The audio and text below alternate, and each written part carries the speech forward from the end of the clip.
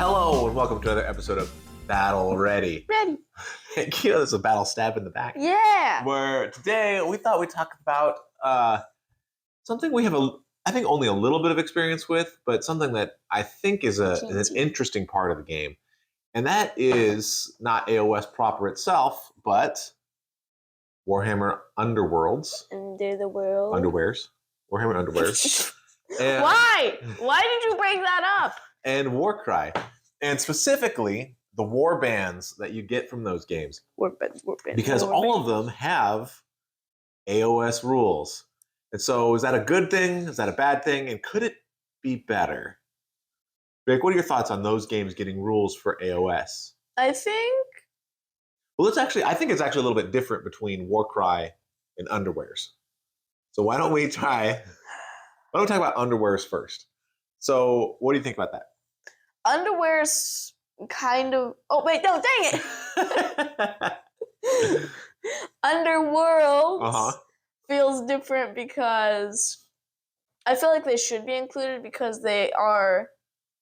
they definitely seem like they're making a bigger influence on the world than... Because Warcry, they're all just running around getting eaten by meat trees. Yeah, so, well, in the story for Underworlds... Thank you. is typically, when it first started out, they were going through, I think Shadespire was the first city. Yes. And so it's mostly these warbands that are in there to loot treasure or to... Got stuck. Or because of all the things, once they get in there, they get stuck in there and then they're all fighting, right? So in a sense, I think there's really not a huge impact on the larger world of AoS from those little warbands. I mean, sometimes what they're doing in Underworlds does pay off. Like we had Beast Grave or Dire Chasm. I forget the one with the living mountain. I think it's and that Dire became Chasm. Kragnos, right? Yeah. That's where Kragnos sprang out of. So there's a tie-in. They're not completely distinct, but they're not the big movers and shakers. Well, the reason I say it is because usually they've been the heralds of where we're going next. So, yeah, okay. There's some of that.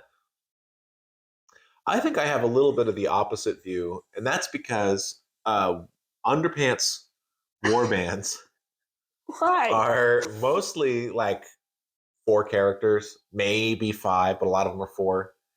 And I just feel like they're real weird on the tabletop because they don't tend to have the same role as other things. They don't tend to be, oh, that's just a little chaff unit, or oh, this is my hammer unit, and when they are distinct and interesting, when they have a cool ability, then it's like, oh man, do I have to I have my battle tome with all my war scrolls in it, and now I have to go find this thing that's not even an AoS thing, it's an Underworlds thing, because they've got a cool ability that I want to use. I don't know. I don't really like it. I don't like those kind of small, 4-man warbands running around with a special power. Isn't that like the same thing with Warcry though? Well, we'll get to Warcry in a second. But when it comes to Underworlds, I think on the one hand, I get the idea that you want to be able to use your models in AoS proper. Yeah. But I feel like AoS does really, it has things that come in 5s, 10s, and 3s, right? For the most part. I mean, you can find some other stuff. 1s, 3s, 5s, 10s. Yeah, you can find some other stuff here and there, but for the most part, like Bliss Barbs come in 11s, right? 12s is another big one. A lot of things come in 12s. What comes in 12s?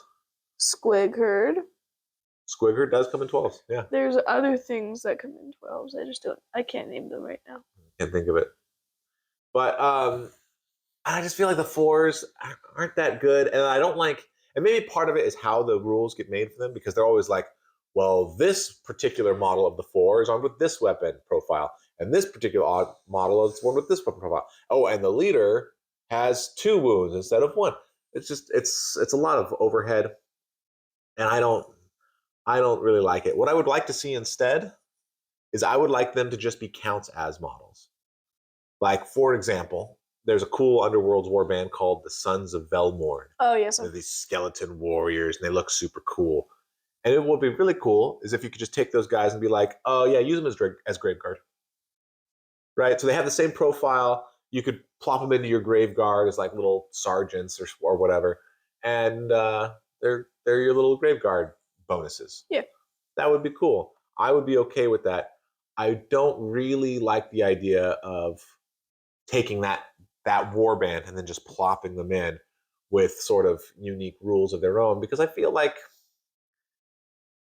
I don't know. First of all, the unique rules aren't that great, and second of all, I feel like those units are either nothing. There's nothing, and so why would you bring them in? Or they're cool and powerful, in which case now you have to go to Great lengths, or and a lot of Underworld's warbands aren't even in print anymore. They don't make them, or I should say, they're not in stock. So it's like, I don't know. I don't get super excited. So if you wanted to use them, I would use them as counts as, or if you really wanted to have them, just so that you could say, these models are also usable in AoS. Give them some Legends rules, right? Just say, hey, yeah, here's the rules for them if you want to play with your friends or whatever. But we're not going to update them. We're not going to balance them. We're not going to. We just Legends rules. There you go. Have fun. Knock yourself out.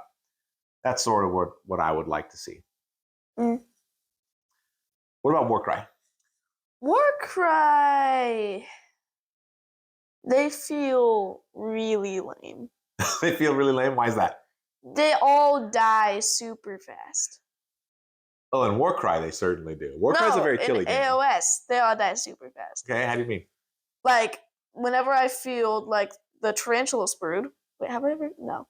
Whenever field something, or whenever I've seen someone of a video field something, they're like, oh no, a goblin shoots an arrow at us. 5 of us die. Well, I think part of that problem is that a lot of the Warcry warbands, especially the early ones, were from a time when it was all supposed to be like fighting over the Varen Spire or whatever. So everything's chaos. Yeah. And so when they came into AoS, when they made rules for AoS, they basically gave them all the Marauder profile for Slaves to Darkness. And those guys and are then sad. Maybe they gave them a little special ability here or there.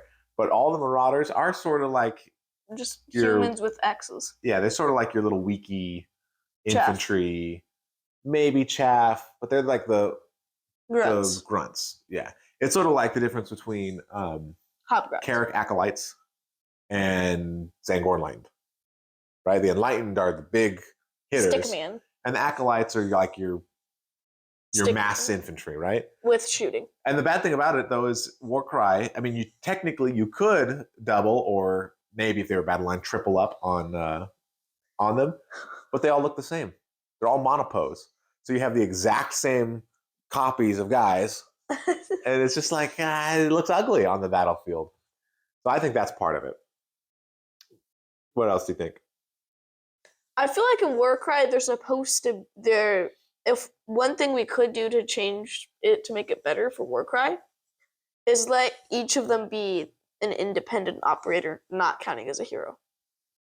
How do you mean? Like, if we were doing Rotbringer Creed, we would have one Rotbringer, and then another Rotbringer, and then another Rotbringer, and then one over there, but they're all different operators. Oh, so they'd be single models instead of a warband? Yes, single models you can take. Oh, I think I would hate that. I think I hate that idea a lot. I think I would much rather see them fight. It's because on AoS, you're playing with units, right? You're not playing with individual models like you are in Warcry. I think if you're playing with units, then they need to be a unit. Otherwise, it would feel real weird. It would be real weird in AoS. You'd be like, oh, actually, I have these 3 individual unit guys. That's what we get. We get 6 of them. They're called heroes.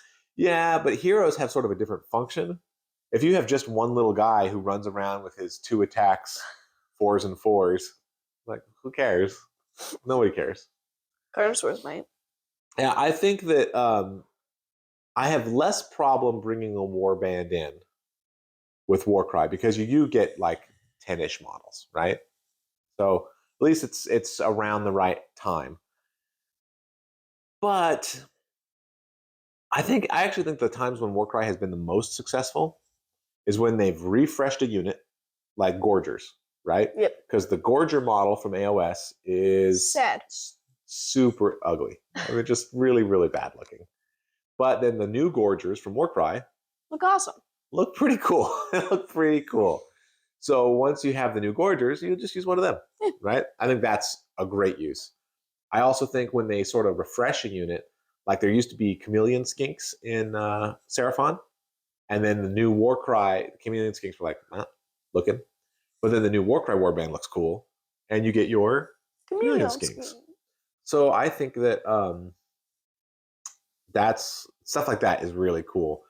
When you have the one warband, I could see it coming in. I feel like having them just replace a unit is probably best. Like say, oh, my Tarantulas Brood, that they're my Chaos Marauders. They just happen to look like Tarantulas Brood.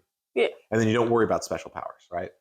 Or you say, oh, this group of Night Haunts guys Chimpanzees are actually Blade Geists. So they're count as my Blade Geist, but they look cool and different or whatever, right? Or me when I play Proxy Jaws. Proxy Jaws. But I think, yeah, so sort of like that, right? I think that would be cool where you can take those models and you're like, oh, by the way, this group of guys also counts as Brutes. Graveguard. They also count as Brutes. They also count as, whatever Circles. it is.